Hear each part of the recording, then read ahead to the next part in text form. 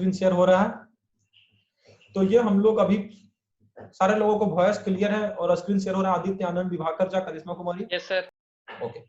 तो ये हम लोग अभी सीख रहे थे कि कैसे हम लोग एंड ऑपरेटर को यूज करते हैं। तो ये मैंने ये एक लाइन लिख दिया, ये सारे सेम लाइन वैसे ही आप लिख लीजिए, फिर मैं आपको समझाऊंगा कि कैसे एंड ऑपरेटर को यूज करते हैं। फिर इस लाइन को सेव कीजिए, सेव करने के बाद रन कीजिए। रन कीजिएगा तो आप यहाँ पे जैसे ही रन कीजिएगा तो आ रहा है id रिटर्न 1 एग्जिस्ट 0 रिटर्न 1। तो यहाँ से हमारा एक प्रॉब्लम आ जा रहा है, following the logical operator endl. ये हमको लिखता है कि undefined reference to bin main at the rate। अच्छा, ये रेफरेंस अनडिफाइंड हो जा रहा है। फिर से ये हमको सेव कीजिए, इस प्रोग्राम को कट कर फिर से सेव कीजिए। फिर से ये प्रोग्राम को सेव कीजिए और ये प्रोग्राम आप लोग एक बार लिख लीजिए सारे लोग। तो फिर मैं समझाता हूँ कि यहाँ पे ये ऑपरेटर में कैसे यूज करते हैं ये एंड ऑपरेटर। एक बार सारे लोग इस प्रोग्राम को लिख लीजिए।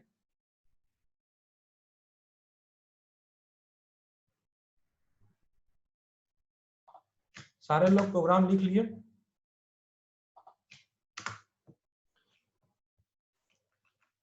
लिखने के बाद इसको सेव कीजिए, सेव करने के बाद रन कीजिए।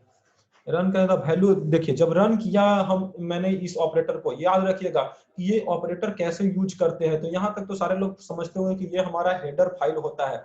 हेडर फाइल होने के बाद ये हम नेम स्पेस यूज करते थे। इस लाइन को मैं समझा रहा हूँ कि एंड ऑपरेटर कैसे यूज करते हैं। तो यहाँ तक तो हम अपना जो भी लाइन में प्रिंट करवाना चाहते हैं, देखिए जैसे कि मैंने ये प्रोग्राम को रन किया तो ये हमको लिख दिया कि ए एंड बी का वैल्यू 0 है। तो ये कैसे आया कि a इक्वल टू बी है, मतलब कि एक भी कंडीशन अगर ट्रू होता तो ये एंड ऑपरेटर हमको ट्रू देता। अगर एक भी कंडीशन, दोनों कंडीशन अगर फॉल्स होता तो ये हमको फॉल्स देता। तो यूज करने का तरीका कैसे है, एक ब्रैकेट के अंदर अगर जो वैल्यू को कंपेयर करना है, a इक्वल टू बी लिखा, एंड ऑपरेटर ये था, ये एंड ऑपरेटर बीच में यूज किया मैंने, और उसके बाद फिर लिखा a is greater a is less than b। तो इसमें कंडीशन था कि a is less than b। ये तो कंडीशन यहाँ पे हमको 1 मिल रहा था, यहाँ पे हमको 1 मिल रहा था, लेकिन a इक्वल टू b नहीं मिला, हमको फॉल्स मिला। इसलिए हमको जो एंड ऑपरेटर था यहाँ पे हमको रिटर्न वैल्यू किया 0, मतलब कि ये फॉल्स है। अगर दोनों मेरा सही होता, जैसे देखिए मैं यहाँ पे अगर ये भी वैल्यू लगा देता हूँ, यहाँ पे भी मैं अगर a is greater than a is less than b लिखा, सेव किया, रन किया, तो अब यहाँ पे हमको ये ट्रू दे देगा। क्यों? क्योंकि दोनों में हमको ट्रू मिल रहा है। देखिए यहाँ पे हमको ये 1 आ गया मतलब ट्रू आ गया, 1 मतलब ट्रू, 0 मतलब फॉल्स। वही हम अगर पहले कर रहे थे तो 0 आ रहा था, क्योंकि a b के बराबर, a तो b जो था, a जो था वो b से छोटा था, लेकिन a b के बराबर नहीं था, इसलिए हमको यहाँ पे ये फॉल्स दे रहा था। तो मैं यहाँ पे ये करना सिखा दिया हूँ कि कैसे एंड ऑपरेटर को यूज करेंगे। ये सेव किया, उसके बाद ये एंड ऑपरेटर यूज करने का तरीका था। इसी लाइन से फिर मैं एक और कॉपी करता हूं और आपको लॉजिकल और ऑपरेटर यूज करने का सिखाता हूं, कैसे लॉजिकल और ऑपरेटर यूज करते हैं। एंड ऑपरेटर में अगर किसी को दिक्कत आ रहा है, किसी का एरर आ रहा है, तो सारे लोग समझ गए कैसे एंड ऑपरेटर लिखते हैं। सबसे पहले यहां से ये समझने की चीज है, ये तो अंदर की स्टेटमेंट है, इसको कंपाइलर पढ़ता ही नहीं है, जो भी आप लिखिएगा वो वैल्यू वैसे ही लिख देता है। जैसे देखिए फॉलोइंग अदर लॉजिकल प्रोग्राम, मैंने यहाँ ऊपर में कंपाइलर में लिखा था कि ये लॉजिकल प्रोग्राम इंड एल, इसलिए क्योंकि न्यू लाइन में आया, शुरू से मैं प्रोग्राम को समझ जाता हूँ। हैज इंक्लूड iostream लिखा, इसलिए हेडर फाइल पहले बताया। उसके बाद नेम स्पेस std लिखा कि std के अंदर सी आउट नाम का फंक्शन था, इसलिए हमने है नेम स्पेस यूज किया। इंट मेन, यहाँ से हमारा प्रोग्राम का एंट्री हुआ। फिर हमने दो वेरिएबल बनाया, a equal to 4 b equal to 5, और एक हमने आउटपुट पे या स्क्रीन पे, अगर आउटपुट पे प्रिंट करने के लिए मैं आपको बताया था कि कैसे आउटपुट प्रिंट करते हैं, कैसे कीबोर्ड से इनपुट अगर लेना होता है तो सी यूज करते हैं, अगर आउटपुट लेना होता है तो सी आउट यूज करते हैं। तो आउटपुट लेने के लिए हम लोगों ने ये देखा। उसके बाद फिर मैंने इस लाइन को, जैसे ही ये लाइन डबल ब्रैकेट के अंदर ये लाइन लिखता है तो इसको कंपाइलर पढ़ता ही नहीं है, जैसे लाइन लिखा हुआ रहता है वैसे ही जस्ट यहाँ पे प्रिंट कर देता है। जैसे वो लाइन लिखा हुआ था following the logical operator in C++, तो देखिए यहाँ पे कंपाइलर आउटपुट स्क्रीन पे प्रिंट कर दिया कि following the logical operator in C++। Endl मतलब कि न्यू लाइन के लिए, स्लैश एन भी हम लोग यूज कर रहे थे न्यू लाइन के लिए। हम लोग, मैंने अभी तक सिखाया था इंड एल यूज करने के लिए, तो इंड एल भी यूज कर रहे हैं न्यू लाइन के लिए। उसके बाद हमने यहाँ पे logical operator, logical and operator use करने के लिए सिखाया कि कैसे लॉजिकल एंड ऑपरेटर यूज करते हैं। तो लॉजिकल एंड ऑपरेटर यूज करने के लिए सी आउट में हमने एक स्टेटमेंट पास कर दिया, जो स्टेटमेंट लिखा हुआ था वो तो कंपाइलर वैसे ही लिख दिया, the value of logical operator और a equal to b is, यहां तक हमने जो वैल्यू लिखा था वो सेम बाय सेम वैसे ही लिख दिया। अब लॉजिकल एंड ऑपरेटर कैसे यूज करते हैं, तो डबल ब्रैकेट में, ब्रैकेट के अंदर जिसको कंपेयर करना है उसको लिखेंगे, बीच में स्पेस देंगे, फिर एंड का साइन देंगे, और उसके बाद फिर जो भी स्टेटमेंट होगा जिसको कंपेयर करना होगा उसके लिखेंगे, और फिर इंड ए लगाकर रिटर्न जीरो लगाकर हम लोग रिटर्न जीरो मतलब कि सक्सेसफुल कंपाइलेशन ऑफ प्रोग्राम। उसके बाद बाहर आएंगे, रन करेंगे प्रोग्राम को। तो देखिए फिर से मैं रन कर दिखा रहा हूँ, रन करेंगे प्रोग्राम के तो हमको ये 2 बार 0 0 आएगा, ये 0 आया मतलब कि लॉजिकल एंड ऑपरेटर का जो वैल्यू था वो 0 आ रहा है। मतलब कि ये दोनों स्टेटमेंट अगर ट्रू होता तो 1 आ रहा था, मैं ऊपर के स्टेटमेंट में यहाँ पे दिखाया था कि 1 आ रहा था अगर इक्वल टू दोनों है तो, और अगर फॉल्स है तो 0 आएगा। अब फिर लॉजिकल और ऑपरेटर कैसे यूज करते हैं ये मैं सिखा रहा हूँ। तो लॉजिकल और ऑपरेटर के लिए यहाँ पे मैं लिख देता हूँ सिर्फ लॉजिकल और यहाँ पे कैसे यूज करते हैं लॉजिकल और ऑपरेटर के लिए। यहाँ पे a इक्वल टू था, ये स्टेटमेंट मैं इसलिए लिख रहा हूँ क्योंकि कैसे और ऑपरेटर यूज करते हैं ये आप समझ जाएं, इसके लिए मैं और लिख रहा हूँ। और ऑपरेटर के लिए मैं आपको बताया था कि और ऑपरेटर के लिए डबल लाइन को यूज करते हैं, डबल लाइन को यूज कर लिया और ऑपरेटर के लिए। और मेन चीज है ये लिखना सीखना कि ये कैसे लिखते हैं। तो इसके लिए हमको वही लिखना, बस जहां पे एंड ऑपरेटर है, जहां पे एंड ऑपरेटर है वहां पे सिर्फ हमको और लगा देना है, और मतलब कि डबल लाइन लगा देना है बस, और कुछ नहीं करना है। जैसे ही ये और बीच में और लगा दिया तो ये समझ जाएगा कि ये और ऑपरेटर को कंपेयर कर रहा है। अब देखिए मैं फिर से इस प्रोग्राम को रन करवाता हूँ, सेव करने के बाद रन करवाइए, थोड़ा टाइम लगेगा रन करने में। फिर से ये प्रोग्राम को देखिए, जैसे ये प्रोग्राम रन हुआ तो लिखता है the value of logical and तो ऊपर वाला था 0 मतलब कि सही था, लेकिन लॉजिकल और में 1 दे दिया। 1 और लॉजिकल और कब काम कर रहा था, अगर दोनों में से कोई एक ट्रू है तो हमको ट्रू रिजल्ट देगा, अगर दोनों में से कोई एक फॉल्स, दोनों में से कोई एक अगर ट्रू होता तो ट्रू देता, अगर दोनों फॉल्स, ये एक ही कंडीशन में फॉल्स रिजल्ट देगा। जब हमारा दोनों कंडीशन फॉल्स हो जाएगा तभी हमारा लॉजिकल और ऑपरेटर होता है, वो हमको फॉल्स देता है। लेकिन देखिए इसमें a इक्वल टू b था, चेक किया, यहाँ से कंपाइलर आया, यहाँ पे यहाँ से आकर चेक करता है a इक्वल टू b नहीं है, चलो ठीक है कोई बात नहीं, आगे और ऑपरेटर लगा होगा, और ऑपरेटर देखा a is less than b, तो यहाँ देखता है a equal to 4, b equal to 5, 4 is less than 5, it means 1, तो वो बोलता है ट्रू। तो जैसे ही ये लाइन कंप्लीट होता है यहाँ से वो सीधे नीचे आता है और यहाँ पे 1 प्रिंट कर देता है। पहले ये लाइन चल जाता है जो हम स्टेटमेंट लिखते हैं, और ये यहाँ पे कंपाइलर वेट करते रहता है, यहाँ पे बहुत माइक्रो सेकंड लगता है इसको कंप्यूट करने में। तो और उसके बाद फिर ये जैसे ही इस लाइन चल गया तो यहाँ पे 1 आ गया, क्योंकि दोनों कह रहा था कि दोनों में से एक कंडीशन अगर ट्रू है तो ट्रू है। अब मैं बताता हूँ कि लॉजिकल नॉट ऑपरेटर कैसे यूज करते हैं। तो लॉजिकल नॉट ऑपरेटर के लिए फिर से मैं इस लाइन को वैसे ही कॉपी कर दिया और यहाँ पे लिख देता हूँ not, logical not operator. Logical not operator के लिए मैं यहाँ पे बताया था कि लॉजिकल नॉट ऑपरेटर लिखने के लिए इसको, लॉजिकल नॉट ऑपरेटर जो होगा वो 1 पे कंपेयर करेंगे, 2 पे कंपेयर नहीं करते हैं। तो लॉजिकल नॉट ऑपरेटर के लिए मैं यहाँ पे लिखता हूँ a इक्वल टू b और उसके साथ ब्रैकेट लगाया, और इसके पहले मैं यहाँ पे एक लिख देता हूँ नॉट का साइन, इसके पहले नॉट का साइन, ये मैं बस समझने के लिए लिखा हूँ, इससे कंपाइलर को कोई मतलब नहीं है कि ये आप यहाँ पे क्या लिख रहे हो। यहाँ पे जो भी आप स्टेटमेंट लिखोगे वो कंपाइलर वैसे ही बस प्रिंट कर देगा, ये बस मैं समझने के लिए लिख रहा हूँ। मेन कंडीशन होता है यहाँ, यहाँ आप क्या लिख रहे हैं, डबल ब्रैकेट के बाद आप जो भी लिखेंगे अगर कुछ भी गलत लिखेगा तो आपका एरर आ जाएगा, तो इसीलिए मेन कंडीशन होता है कि हम यहाँ पे चेक करते हैं। तो a इक्वल टू b था, b, फिर मैं ब्रैकेट लगाया, ब्रैकेट के बाद यहाँ पे नोट का साइन लगा देता हूँ, नोट का साइन लगा दिया, और फिर से रिटर्न 0 करके सेव कर देता हूँ, कंट्रोल+s से सेव किया और फिर रन करता हूँ। रन करने के बाद आप यहाँ देखिएगा एंड ऑपरेटर और लॉजिकल नॉट, देखिए लॉजिकल नॉट में दिया 1 मतलब कि ट्रू दिया, a इक्वल टू b नहीं है। सही बात है कि a का वैल्यू 4 है, b का वैल्यू 5 है, मतलब दोनों 4 इक्वल टू 5 नहीं है, इसलिए हमको ये नॉट ऑपरेटर ऐसे देता है कि नहीं, ये बात सही है कि ये दोनों a और b आपस में बराबर नहीं है।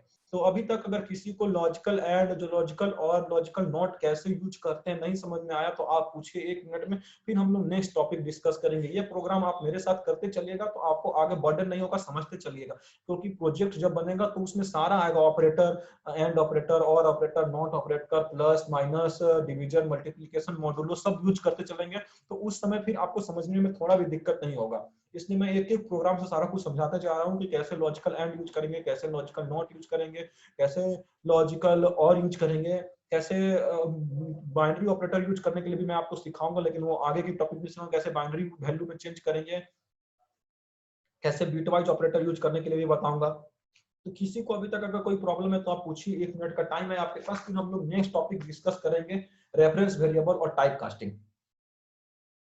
सारे लोगों को समझ में आ रहा है? किसी को कोई प्रॉब्लम है? आदित्य आनंद, विभाकर झा, करिश्मा कुमारी, मुस्कान, नया जनवर, निशा कुमारी, रंजीत राज, विवेक जैन, दीपक कुमार, अगर किसी को कोई प्रॉब्लम है तो आप पूछिए। नहीं सर। आदित्य आनंद, आपको नो समझ सर। में आ रहा है? यस सर, क्लियर है सर। ओके, तो आपने ये सारा प्रोग्राम आप लोग लिख लिए हैं, अगर 1 मिनट और देख लीजिए प्रोग्राम को, और फिर हम लोग आगे आज पढ़ेंगे रेफरेंस वेरिएबल और टाइप कास्टिंग। रेफरेंस वेरिएबल क्या होता है, कैसे किसी वेरिएबल को रेफरेंस देते हैं, और टाइप कास्ट करना सीखेंगे, अगर हमको इंटीजर से फ्लोट में चेंज करना है, क्योंकि कहीं पे हमको इंटीजर वैल्यू का जरूरत होगा और उसी वैल्यू का हमको फ्लोट वैल्यू चाहिए होगा, तो कैसे हम लिखेंगे, कैसे फ्लोट से इंटीजर में चेंज करेंगे, कैसे डबल से फ्लोट में चेंज करेंगे, ये सारा कुछ टाइप कास्टिंग आपको C++ में मैं सिखाऊंगा कि कैसे टाइप कास्ट करते हैं C++ में।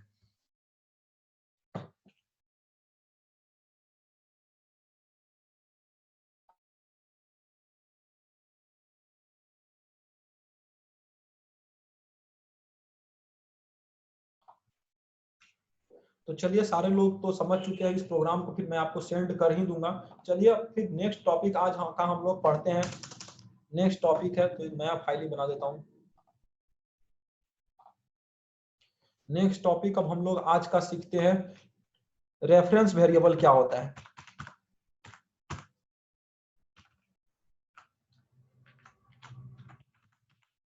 Reference variable in C++। Reference variable क्या है C++ में, इसका मतलब हम लोग समझते हैं। तो रेफरेंस वेरिएबल कुछ नहीं होता है, दोनों का वैल्यू सेम होता है। अगर किसी वैल्यू को कोई रेफर कर रहा है, मतलब कि वो सेम वैल्यू को रेफर कर रहा है। जैसे एग्जांपल के लिए कि किसी का नाम अमन है, और वो जब उसको घर पे कोई अम्मू बुलाता है, कोई स्कूल में जाते हैं तो उसे अमन बुलाते हैं, उसके फ्रेंड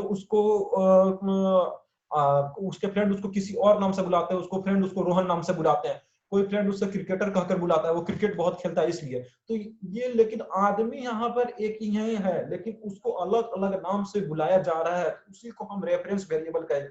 रेफरेंस वेरिएबल मतलब वेरिएबल एक ही होगा, लेकिन उसको अलग अलग नाम से कॉल करेंगे। उसको कहीं पे हम राम नाम से कॉल करेंगे, कहीं एबीसी नाम से कॉल करेंगे, मतलब उसको जो भी मेरे नाम से आएगा। कहीं कहीं प्रोग्राम में हमको जरूरत पड़ेगा प्रोग्राम को रेफरेंस वेरिएबल, मतलब कि एक प्रोग्रामर को रेफरेंस वेरिएबल इसलिए जानना चाहिए कि वो प्रोग्राम की ब्यूटीफुलनेस, उसके प्रोग्राम की खूबसूरती को बढ़ाता है। जैसे मैं एग्जांपल दिया था कि आदमी एक ही है, नाम अमन एक ही है, लेकिन उसके फ्रेंड वाले अलग बुलाते हैं, उसके घर वाले अलग बुलाते हैं, उसके स्कूल वाले अलग बुलाते हैं, उसके कॉलेज फ्रेंड अलग बुलाते हैं। तो ये सारा कुछ होता है रेफरेंस वेरिएबल, जस्ट सेम कि वेरिएबल एक ही होता है, लेकिन उसके नाम से बुलाते हैं। जैसे एक एग्जांपल में मैं आपको बताता हूं कि एग्जांपल में हो गया सम एंड ऐड। सम मतलब भी वही, ऐड मतलब भी वही, नाम तो एक ही है, लेकिन उसको अलग अलग चीज से बुला रहे हैं। सम को मतलब कि सम कर दो, किसी को कहेंगे मतलब कि वो जोड़ कर देगा, ऐड कर दो मतलब वो भी जोड़ कर देगा। तो यही होता है रेफरेंस वेरिएबल की। एग्जांपल भी मैं वही लिख देता हूं कि अमन नाम था किसी का, जिससे आपको बाद में समझ में आ जाए कि रेफरेंस वेरिएबल क्या था। अमन नाम था, और अमन नाम था उसका, और उसके कॉलेज वाले उसको अम्मू बुला रहे थे, उसके घर वाले उसको रोहन बुला रहे थे, रोहन, और वो उसके फ्रेंड्स उसको क्रिकेटर बुला रहे थे क्योंकि वो क्रिकेट खेलता था,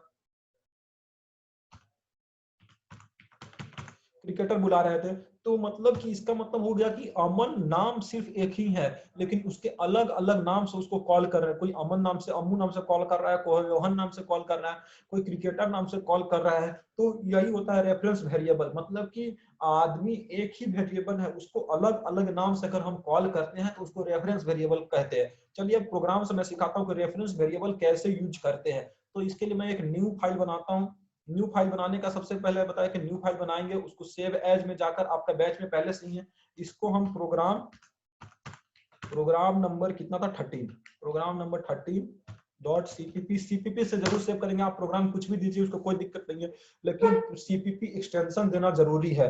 और उसके बाद फिर मैं पहले हेडर फाइल लिखता हूँ, आप भी मेरे साथ लिखते चलिए, फिर प्रोग्राम से आपको लाइन बाय लाइन समझाऊंगा कि प्रोग्राम में आगे क्या हो रहा है, प्रोग्राम में कैसे रेफरेंस वेरिएबल को बनाते हैं। तो आप देख लीजिए एक बार, चलिए इसको क्लियर कर दिया, और प्रोग्राम मेरे साथ लिखते चलिए। लिख रहा हूँ हैच इंक्लूड, सबसे पहले हेडर फाइल, ये तो सब लोग को अब याद हो गया होगा कि क्या लिखते हैं, बस अब कॉन्सेप्ट समझना है हम लोगों को कि क्या क्या वेरिएबल कैसे यूज करते हैं, कैसे सारा कुछ यूज करते हैं। स्पेस नहीं कर, बीच में मैं लाइन छोड़ दिया इसका मतलब कुछ नहीं होता, इसको लाइन, इसको कंपाइलर स्किप कर देता, बस प्रोग्राम को अच्छा दिखने के लिए हम लोग ऐसे बीच में स्पेस छोड़ देते हैं, नहीं तो, और या इंड ऑफ लाइन लिखते हैं। इंड ऑफ लाइन के लिए मैं बताया था कि सेमी कोलन कब यूज करते हैं, जब हम चाहे तो उसके बगल में भी सेमी कोलन यूज करके यहाँ पे कुछ भी लिख सकते हैं, लेकिन हम प्रोग्राम को एक ब्यूटीफुलनेस, प्रोग्रामर एक अच्छा वही होता है कि जो एक ब्यूटीफुलनेस, एक खूबसूरती के साथ प्रोग्राम को शो करे, प्रोग्राम को दिखाए, इसलिए हम प्रोग्राम यूज करना, इसलिए शुरू से ही हम स्टैंडर्ड तरीका अपनाते हैं कि उसको लिखने के लिए आपको सिखाते हैं। अगर मैं ऐसे लिखने के लिए मैं यहाँ भी लिख सकता हूँ इंट में, यहाँ पे सेमीकोलन से इंट हुआ, इंट में लिख दिया, लेकिन वो प्रोग्रामर पॉइंट ऑफ व्यू से वो गलत है, क्योंकि आप प्रोग्राम को समझ में नहीं आएगा कहाँ से इंट मेन हो रहा है, सब कुछ एक ही में हो रहा है, उधर ये हो रहा है, उधर वो हो रहा है, इसलिए इंट मेन लिखा, यहाँ से प्रोग्राम का एंट्री हुआ। और उसके बाद फिर हमने सबसे पहले एक फ्लोट नाम का वेरिएबल बनाया, और मान के चलिए उसमें मैं लिख दिया एक्स, फ्लोट एक्स वेरिएबल बनाया, उसमें पास कर दिया 455, 455 पास कर दिया इसमें। और उसी तरह फिर मैं एक और वेरिएबल बनाया फ्लोट,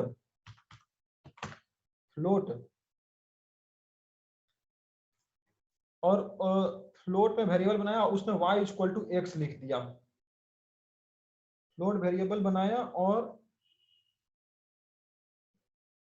रेफरेंस वेरिएबल मैं आपको यूज करना सिखा रहा हूं कि कैसे हम रेफरेंस वेरिएबल यूज करते हैं।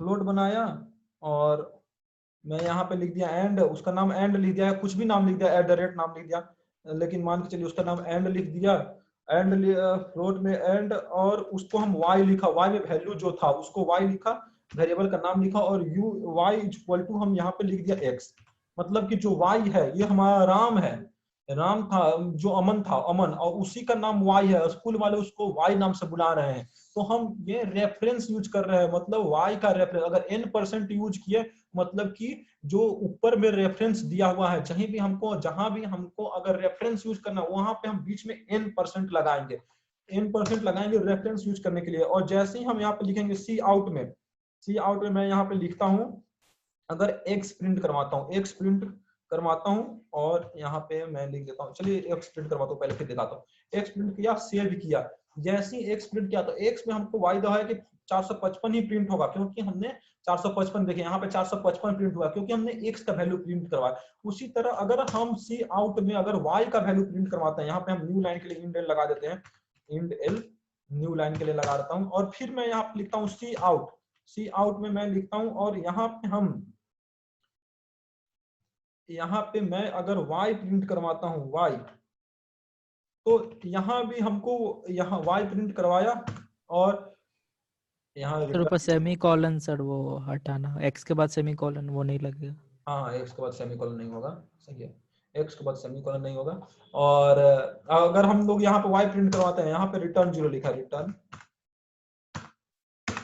0 मतलब सक्सेसफुल कंपाइलेशन के लिए y प्रिंट करवाते हैं अगर, तो यहाँ भी हमको वही 455 ही प्रिंट होगा, क्योंकि x में 455 था, और y से देखिए यहाँ पे 455 दो बार प्रिंट हुआ, मतलब कि x का नाम था 455, उसमें वैल्यू असाइन किए हुए थे, n% लगाकर उसके रेफरेंस दे दिया, y को रेफरेंस दे दिया x का।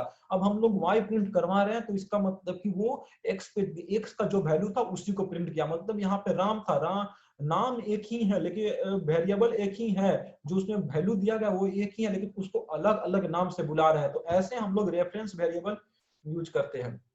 ये प्रोग्राम है, मैं ये रेफरेंस वेरिएबल यूज करने का प्रोग्राम है, ये कैसे हम लोग रेफरेंस वेरिएबल यूज करते हैं। तो ये आप लोग देख लीजिए एक बार फिर से, अगर किसी को कोई प्रॉब्लम है IOStream हेडर फाइल लगा। और मेन चीज ये समझने का है कि ये कैसे यूज करते हैं। तो मैंने फ्लोट में x नाम का एक वेरिएबल बनाया, आप इंट में नाम बना सकते हैं, डबल में बना सकते हैं, जो भी नाम होगा उसको बना सकते हैं। रेफर किया उसको n% लगाकर, n% लगाया मतलब कि रेफर किया उस वैल्यू को, y के वैल्यू को जाकर x को स्टोर कर दो। तो x को स्टोर किया, पहले मैं x प्रिंट करके दबाया तो x में जो 455 था तो हम लोग जानते थे कि प्रिंट होगा, लेकिन फिर हमने y प्रिंट करवाया तो y में वैल्यू x रेफर किया हुआ था, तो इसलिए यहाँ पे 455 प्रिंट हुआ। तो ये हम रेफरेंस वेरिएबल को यूज करने का तरीका सीखे कि कैसे हम लोग रेफरेंस वेरिएबल को यूज करते हैं। 1 मिनट का टाइम है आपके पास, अगर किसी को कुछ नहीं समझ में आया कि कैसे रेफरेंस वेरिएबल यूज करते हैं, कैसे n% लगाते हैं, तो आप पूछ सकते हैं। मेरे साथ साथ प्रोग्राम करते चलिए, किसी को कोई प्रॉब्लम नहीं होगा। हम लोग छोटा छोटा करते करते बहुत बड़ा प्रोजेक्ट बनाना एक सीखेंगे, जो आप प्रोजेक्ट अपने कॉलेज में जमा कर सकते हैं। और C++ पे बहुत कम लोग प्रोजेक्ट बनाते हैं, और C++ पे आप बेस्ट प्रोजेक्ट बनाते हैं। मैं पहले भी बताया था कि जो भी अदर लैंग्वेज है, पाइथन है, जावा है, जो भी अदर लैंग्वेजेज हैं, वो उसके लिए हमको हार्डवेयर से इंटरेक्ट करने के लिए एक मीडियम जरूरत होता है। लेकिन C++ डायरेक्ट हार्डवेयर से इंटरेक्ट करता है, मतलब आपका जो run time error, run time जो होता है वो हमको फास्ट रिजल्ट देता है, क्योंकि डायरेक्ट हार्डवेयर से इंटरेक्ट किया तो वो फास्ट रिजल्ट देता है। और C++ लैंग्वेज जो होता है वो डायरेक्ट हार्डवेयर से इंटरेक्ट करता है, इसलिए हम लोग C++ पे ज्यादा फोकस करते हैं। किसी को कोई प्रॉब्लम है इसमें पूछिए, फिर हम लोग आगे पढ़ेंगे टाइप कास्टिंग क्या होता है। सर एम्परसेंड छूटने के बाद भी 455 आ रहा है। n% छूटने के बाद भी आ रहा है? हाँ सर वो आ जा रहा है। अच्छा, तो n% छूटने, लेकिन रेफर करने के लिए तो आप जब विजुअल स्टूडियो यूज कर रहे होंगे जो, तो वो अपडेट वर्जन होगा, 20 का होगा। अगर कोई 15, 16 या 14 यूज कर रहे होंगे तो वही मैं डेप्रिकेट आइटम जो होता है डेप्रिकेट किया जाता है, मतलब कि अगर n% को डेप्रिकेट कर दिया होगा नए वर्जन जो आता है उसमें, कि अगर n% आप नहीं भी लगाइएगा तो उससे आपको रेफर कर सकते हैं वेरिएबल को, y=x लिखकर रेफर कर सकते हैं। लेकिन जो विजुअल स्टूडियो जिन्होंने पहले का वर्जन होगा, जो 14, 15 या 16 वर्जन जो यूज कर रहे होंगे विजुअल स्टूडियो का, तो उसमें n% लगाना जरूरी है, इसलिए मैं n% लगाकर बताया हूँ प्रोग्राम को। अगर जो नया वर्जन है उसमें n% को हटा दिया गया है, मतलब डेप्रिकेट किया गया। कल के या परसों के क्लास में बताया था कि डेप्रिकेट आइटम वो होते हैं जिसमें लगाना नेसेसरी नहीं होता, तो उसमें n% को डेप्रिकेट कर दिया गया होगा, इसलिए आप में रिजल्ट आ रहा होगा। Okay sir. तो अगर किसी को कोई प्रॉब्लम है रेफरेंस वेरिएबल में तो ये आप समझ जाइए, पूछिए। और उसके बाद फिर हम लोग देखेंगे टाइप कास्ट कैसे करते हैं, टाइप कास्टिंग देखेंगे। अगर किसी को प्रॉब्लम है तो 2 मिनट का टाइम है आपके पास, आप पूछ लीजिए, फिर हम लोग टाइप कास्टिंग देखेंगे।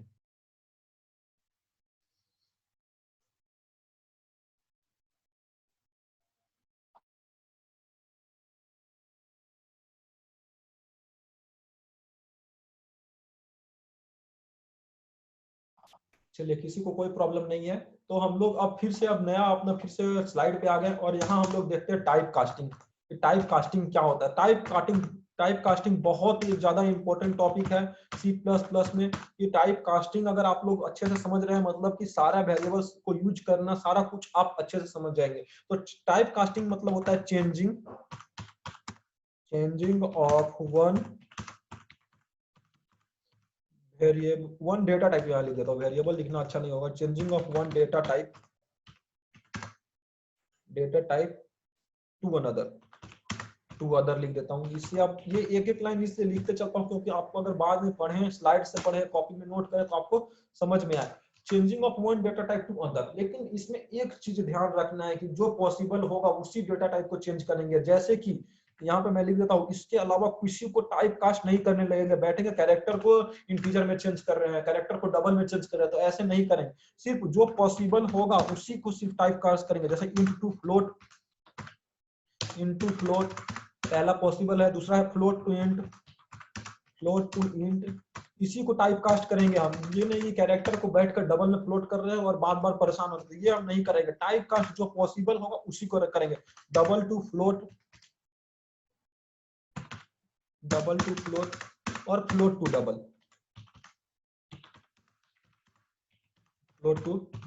ये इतने चीजों को, आगे भी कुछ टाइप कास्ट होती है वो मैं भी सिखाऊंगा, लेकिन पहले इन चीजों को सीखेंगे टाइप कास्ट करना। कभी भी हम कैरेक्टर से इंटीजर में, कैरेक्टर से फ्लोट में टाइप कास्ट नहीं करेंगे, क्योंकि ये करना ही अपने आप में एक मूर्खता है। क्योंकि कैरेक्टर से कैसे वो टाइप कास्ट कर देगा? कैरेक्टर में ए है और उसको इंटीजर में क्या समझ में आ रहा है? इंटीजर में तो कैरेक्टर का स्काई वैल्यू स्टोर किया हुआ रहता है, तो स्काई वैल्यू वो नहीं देगा। इसलिए टाइप कास्ट हमेशा याद रखेंगे कि इंटीजर से फ्लोट करेंगे, फ्लोट से इंटीजर करेंगे, डबल से फ्लोट करेंगे, फ्लोट से डबल करेंगे। यहाँ पे मैं एक लिख देता हूँ कि टाइप कास्ट उसी का करेंगे जो पॉसिबल होगा, possible type casting done only,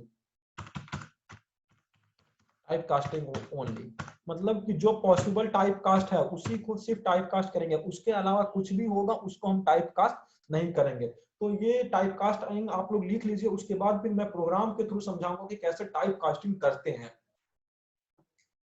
तो किसी को अभी तक कोई प्रॉब्लम है, किसी को कुछ नहीं समझ में आ रहा है? आदित्य आनंद, विभाकर झा, करिश्मा कुमारी, मुस्कान, नवाज, अनवर, निशा कुमारी, रंजित राम, विवेक जैन, रिया कुमारी? नहीं सर, आ रहा है समझ में आ रहा है।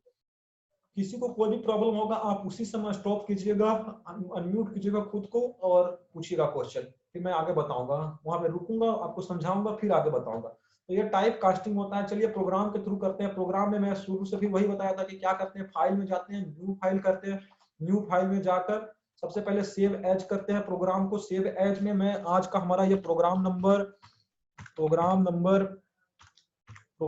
14 है, शायद 14 ही है यहाँ। सीपीपी इसलिए कि एक्सटेंशन देंगे हम लोग जरूर, जो मैं रिपीट कर रहा हूँ वो बात पर हमेशा ध्यान देंगे। एक्सटेंशन दे रहे हैं और टाइप कास्ट करने के लिए मैं पहला प्रोग्राम आपको सिखा रहा हूँ। टाइप कास्ट करने के लिए सबसे पहले वही करेंगे, हैश इंक्लूड, जो हेडर फाइल होता है, हेडर फाइल लिखेंगे। मेरे साथ साथ लिखते चलिए, हैश इंक्लूड आईओ स्ट्रीम, और उसके बाद फिर मैं लिखूंगा using name space study use किया क्योंकि बार बार हमको स्टडी नहीं लिखना पड़े सी आउट के पहले, इसलिए लिखा। फिर इंट मेन लगाया। इंट मेन मतलब यहां से हमारा प्रोग्राम का एंट्री है। अब टाइप कास्ट करना सीख रहे हैं। जैसे टाइप कास्ट में मैं इंटीजर नाम का एक वेरिएबल बनाया, इंटीजर a इक्वल टू, उसमें मैं पास कर दिया 45, इंटीजर a इक्वल टू 45। और दूसरा मैं एक और वेरिएबल बनाता हूँ फ्लोट, और इसका नाम देता हूँ b, और इसमें पास कर दिया 45.46, इसमें पाइप कर दिया 45.46। अब टाइप कास्ट करना सीखेंगे कि कैसे टाइप कास्ट करते हैं। तो सबसे पहले मैं आपको वेरिएबल लिखता, जैसे मैं यहाँ पे लिखा सी आउट में लिख रहा हूँ, सी आउट में लिखा डबल, ये तो स्टेटमेंट लिख देता हूँ एक line, the value of A is यहाँ पे। अब टाइप कास्ट करना सीख रहे हैं। जैसे कि ए की वैल्यू थी 14.45, ए की वैल्यू थी 14 और बी की वैल्यू थी 14.45। अब हम यहाँ पे फ्लोट में चाहते हैं ए की वैल्यू, फ्लोट में लिखा। टाइप कास्ट करने के लिए टाइप कास्ट करने के लिए या स्मॉल ब्रैकेट के अंदर फ्लोट लिखना है, और जिस वेरिएबल में चाहते हैं ए लिखना है, कॉलन से उसको सेमीकोलन के बाद बंद कर देना, और फिर रिटर्न 0। जैसे रिटर्न 0 मैं लिख कर दिखाता हूँ, उसके बाद रिटर्न 0 रन करवाता हूं। जैसे ही अगर ए की वैल्यू है,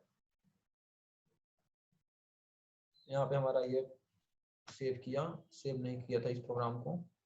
जैसे वैल्यू में टाइप कास्ट करने के लिए पहले ये प्रोग्राम लिख लीजिए, फिर मैं आगे आपको बताता हूँ कैसे ये क्यों ऐसा आ रहा है, आगे हम इसमें क्या करेंगे।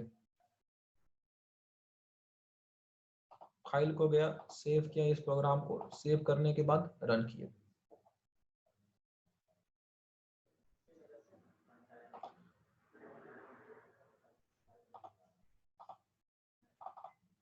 ये प्रोग्राम आप एक बार लिख लीजिए, 1 मिनट का टाइम दे रहा हूँ आपके पास, फिर ये रन करता है तो फिर आपको दिखाता हूँ कि क्या आ रहा है इसमें, ऐसे क्यों आ रहा है इस प्रोग्राम में। हाँ, तो देखिए टाइप कास्ट करने का ये रिजल्ट कभी कभी आपके साथ भी ऐसा होगा कि आप लिखिएगा आईडी रिटर्न 1 एग्जिस्ट आएगा, तो आप प्रोग्राम को नहीं सेव कीजिएगा, रन कीजिएगा तो ऐसा एरर आता है। आप फिर से प्रोग्राम को जाइएगा, सेव कीजिएगा, फिर रन कीजिएगा। तो यहाँ पे हमारा आंसर आता है 45। ऐसा क्यों आया, लेकिन हमने तो यहाँ पे फ्लोट यूज किया था, तो ए में हमने फ्लोट ए पे हमने इंटीजर ही पास किया था, तो अपने आप से नहीं लिखेगा कि इंटीजर। अब जैसे ही हम लिखते हैं, जैसे एक और टाइप कास्ट के लिए दूसरा एग्जांपल लेते हैं, फिर आपको समझाता हूँ कि टाइप कास्ट में क्या आता है। टाइप कास्ट में लिखा यहाँ पे द वैल्यू ऑफ बीज लिखता, और यहाँ पे यहाँ पे मैं इस बार b का वैल्यू इंटीजर में चाहता हूँ। b का वैल्यू तो हमने फ्लोट में स्टोर कर रखा है, लेकिन हम अब इंटीजर में चाहते हैं b का वैल्यू। तो क्या करना है, स्मॉल ब्रैकेट के अंदर इंट वैल्यू लिख देना है। ये डबल ब्रैकेट के बाद स्मॉल ब्रैकेट के अंदर इंट वैल्यू लिखना है, और जिस वैल्यू का चाहिए b का चाहिए b लगाकर सेमीकोलन से बंद करना है और इसको सेव कर देना है, बस। अब देखिएगा हमने यहाँ पे फ्लोट में वैल्यू 45.46 पास किया था, फ्लोट की वैल्यू, लेकिन हमको इंटीजर में चाहिए, तो इस बार हमको इंटीजर्स में वैल्यू मिलेगी और इस बार हमको फ्लोट में वैल्यू नहीं मिलेगी। जैसे देखिए अभी प्रोग्राम ये रन करेगा और देखिए यहाँ पे आ गया कि द वैल्यू ऑफ, अब यहाँ पे एक ये नया अच्छा से दिखने के लिए मैं लगा देता हूँ इंडेल न्यू लाइन के लिए।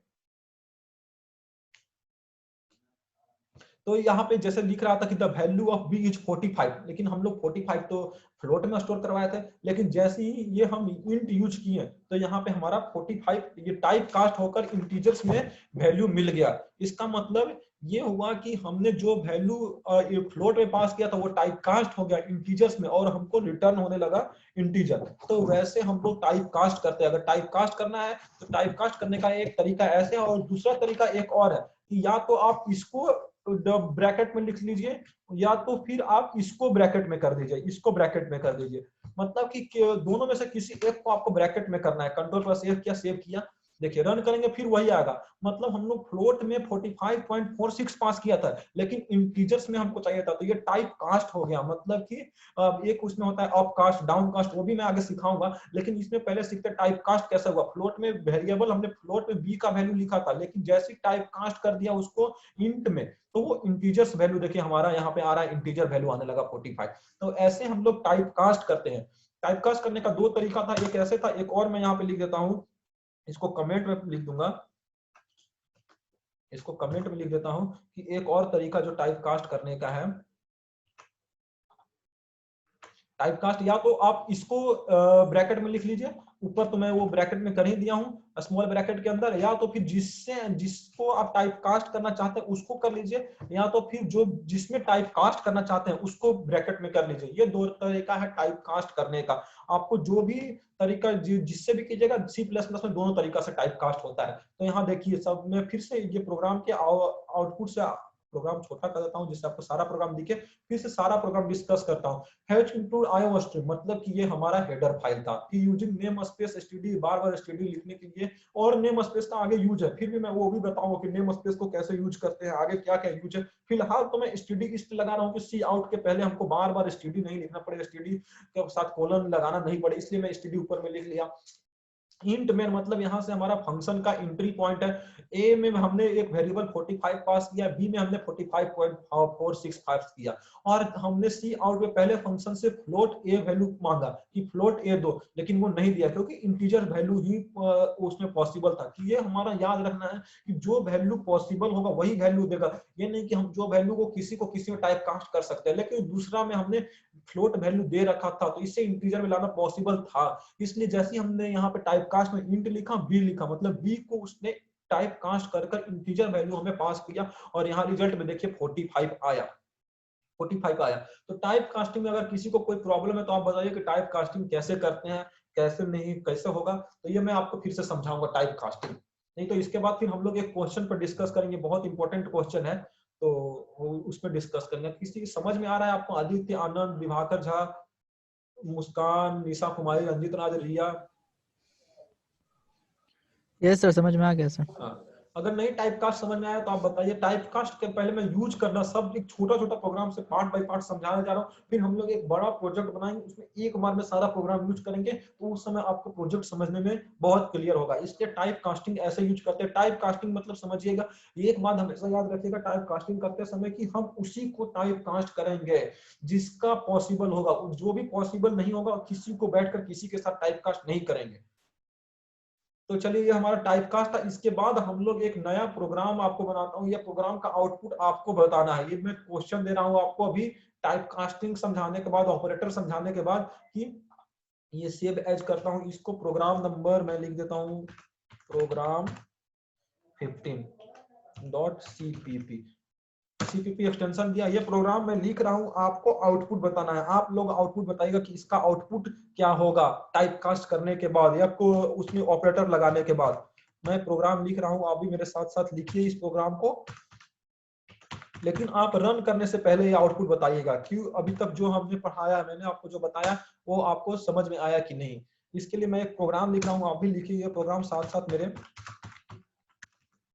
ये प्रोग्राम आप बिना समझे नहीं बताइएगा, समझ कर बताइएगा। ये प्रोग्राम आप समझ कर बना लीजिएगा तो आपको टाइप कास्ट क्लियर हो गया, क्योंकि इसमें मैं सारा कुछ यूज करूंगा।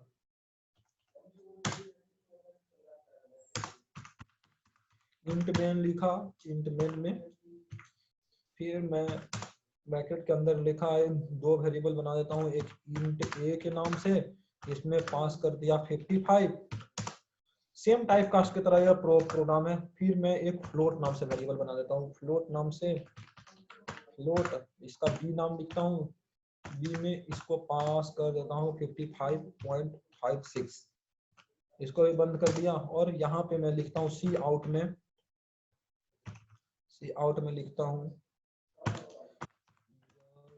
Value of, the value of, और उसके बाद फिर मैं यहाँ पे लिखता हूँ a प्लस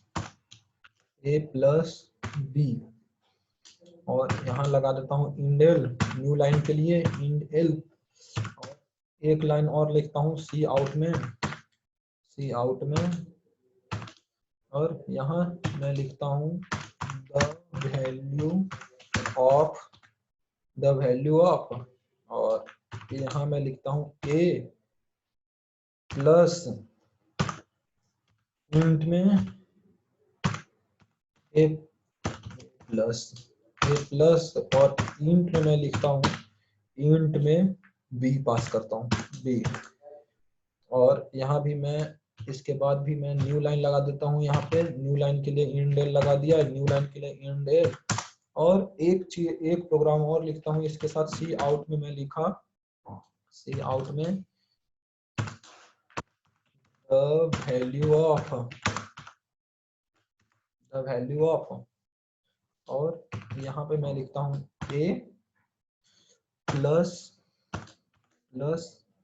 इस बार मैं ब्रैकेट में लिखता हूँ इंट और फिर b, और फिर यहाँ लिख देता हूँ इंट a, और यहाँ लिख देता हूँ रिटर्न 0। सक्सेसफुल कंपाइलेशन अगर हुआ हमारा तो रिटर्न 0 आएगा, नहीं हुआ तो हमारा एरर आएगा। तो ये प्रोग्राम है आपके पास 1 मिनट का समय दे रहा हूँ, सारे लोग इस प्रोग्राम को देख लीजिए और फिर बताइए कि ये प्रोग्राम का आउटपुट क्या आएगा। आउटपुट इस प्रोग्राम का आप बता दीजिए, मतलब कि आप लोगों ने टाइप कास्ट समझ लिया है अच्छे से।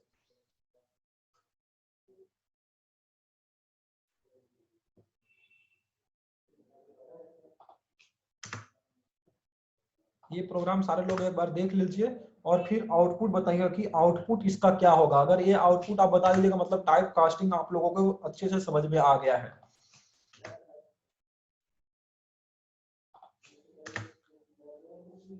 जो आउटपुट पहले समझ लेगा वो बताएगा मुझे, हैंड रेज करेगा, या तो फिर डायरेक्ट बोलिए।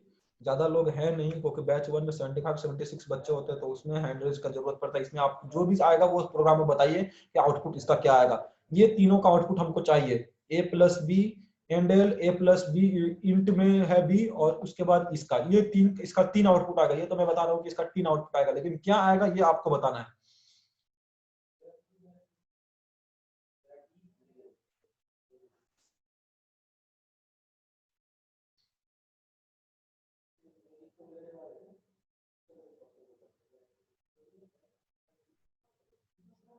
हाँ बताइए।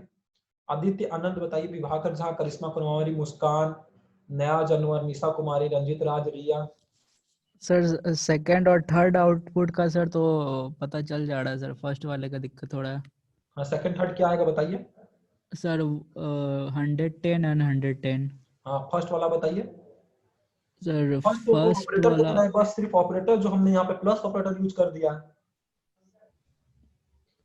ये सर तो उसमें भी सर 110 ही हो जाएगा sir. Float plus integer equal to float sir 110.56। एकदम सही बात। देखिए मैं इस प्रोग्राम को रन करवाता हूँ, आपको बताता हूँ। आदित्य आनंद का एकदम आंसर सही है कि ये, अब देखिए यहां से समझते हैं, द वैल्यू ऑफ, पहला वाला जो आउटपुट था a प्लस बी, तो ये प्लस ऑपरेटर था, उसको कुछ से मतलब नहीं है कि कौन फ्लोट है कौन इंट है, प्लस ऑपरेटर वो ऐड करके देगा, क्योंकि हम लोग जब कैलकुलेटर का प्रोग्राम बना रहे थे तो उस समय सीखे थे कि जो प्लस ऑपरेटर है वो ऐड कर दे रहा था, तो ये ऐड कर 110.56 दिया। लेकिन दूसरे वाले में टाइप कास्ट हुआ, a का तो वैल्यू 55 था लेकिन b का वैल्यू फ्लोट में था, लेकिन हमने इंट यहाँ पे यूज किया और टाइप कास्ट कर दिया b को इंटीजर में, तो ये 55.56 सिर्फ 55 में हो गया, और 55 में हुआ, और प्लस ऑपरेटर का काम है ऐड करना, तो यहाँ से उसको 55 मिला, यहाँ से भी 55 मिला, दोनों को ऐड कर 110 दिया। नेक्स्ट में वही बताया था कि टाइप कास्ट दो तरीका से कर सकते हैं, या तो आप जो ऑपरेटर जिसको टाइप कास्ट करना है उसको ब्रैकेट में लिख लीजिए, और या जिससे टाइप कास्ट करवाना चाहते हैं उसको ब्रैकेट में लिख लीजिए। तो हम इसको इंट से टाइप कास्ट करवाना चाहते थे तो इसको हम लोग ब्रैकेट में लिखा, और यहाँ पे भी वही काम हुआ जो ऊपर वाले में हुआ, a की वैल्यू 55 थी, a की वैल्यू 55 रखा, और b की वैल्यू में 55.56 था, लेकिन टाइप कास्ट में जैसे इंटीजर लिखा तो 55.56 को कंपाइलर हटा दिया, उसको इरेज कर दिया और सिर्फ 55 रखा, और प्लस ऑपरेटर क्या था, दोनों को ऐड कर हमको यहाँ पे 110 दिया। तो ये आप लोग आंसर दिए, मतलब कि सारा कुछ आप लोगों को समझ में आ रहा है। नहीं समझ में आएगा एक बार फिर से पूछिएगा, मैं फिर से बताऊंगा कि कैसे टाइप कास्ट करते हैं, क्योंकि टाइप कास्ट सबसे इंपॉर्टेंट टॉपिक है। तो ये हमारा आज तक का क्लास था। अभी तक किसी को अगर कुछ भी नहीं समझ में आया तो आप पूछिए, नहीं तो फिर हम लोग कल डिस्कस करेंगे। किसी का कोई प्रॉब्लम है? आदित्य आनंद, विभाकर झा, करिश्मा, मुस्कान, नो सर। ओके, किसी को अगर कोई भी समझ में नहीं आया तो बताइए। और फिर ये हम लोग आज टाइप कास्टिंग का ये देखे थे कि क्या होता है टाइप कास्टिंग, कल हम लोग कांस्टेंट यूज करना देखेंगे, उसके आगे का प्रोग्राम देखेंगे। तो हम लोगों ने आज टाइप कास्टिंग सीखा कि टाइप कास्टिंग, उसके पहले ऑपरेटर सीखा, रेफरेंस कैसे यूज करते हैं ये सीखे, छोटा छोटा प्रोग्राम करते चल रहे हैं हम लोग, 15 प्रोग्राम अभी तक कर चुके हैं, तो छोटा छोटा प्रोग्राम करते चलेंगे, आगे सारा कुछ सीखते चलेंगे। चलिए ठीक है, फिर कल मिलते हैं, गुड नाइट, बाय।